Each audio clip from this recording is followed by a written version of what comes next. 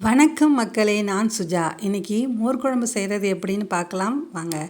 ரொம்ப சுவையாகவும் ருசியாகவும் இருக்குங்க. இதுக்கு ஒரு மிக்ஸி ஜாரில் 2 பச்சை மிளகா, ஒரு துண்டு இஞ்சி, ஒரு ஸ்பூன் சீரகம் எடுத்துக்கோங்க, ஒரு ஸ்பூன் உடச்சக்கடலை, ஒரு கொத்து கருவேப்பிலை போட்டுக்கோங்க. தேவைப்பட்டால் கொஞ்சம் தேங்காய் துருவலையும் போட்டுக்கோங்க. நான் இன்றைக்கி போடலை, நீங்கள் போட்டுக்கோங்க.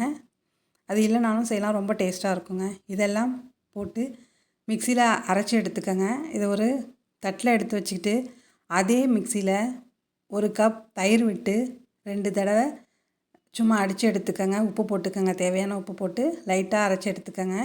இப்போ இதை தாளிப்பு கொடுத்தா சுவையான மோர் குழம்பு ரெடி ஆகிடுங்க. தாளிக்கிறதுக்கு ஸ்டவ் ஆன் பண்ணி கடுகு, உளுந்து, பெருங்காயத்தூள், மிளகாய் வற்றல் 1 கிள்ளி போட்டுக்கோங்க, கருவேப்பிலை, மஞ்சள் தூள் போட்டுக்கோங்க. போட்டு நல்லா வதக்கிட்டு மிக்சியில் அடித்து வச்ச தயிரையும் ஊற்றிக்கோங்க. கொஞ்சமாக தண்ணி விட்டுக்கோங்க. ஃப்ளேமை நல்லா ஸ்லோ பண்ணிவிட்டு வேக விடுங்க. கொதி வரக்கூடாது. இப்போ கொத்தமல்லி தழை தூவி இறக்குனிங்கன்னா சுவையான மோர் குழம்பு ரெடிங்க. இதில் காய் கூட போட்டு மிக்ஸ் பண்ணி செய்யலாங்க. வெண்டைக்காயை கொஞ்சம் உப்பு போட்டு எண்ணெயில் வதக்கி மிக்ஸ் பண்ணிக்கலாம், ரொம்ப டேஸ்ட்டாக இருக்கும். அதே மாதிரி வெள்ளரிக்காயையும் நல்லா வெட்டிட்டு உப்பு போட்டு வேக வச்சுட்டு இதில் மிக்ஸ் பண்ணிங்கன்னா செய்யலாம், சூப்பராக இருக்கும். நீங்களும் செஞ்சு பாருங்கள். தேங்க்யூ.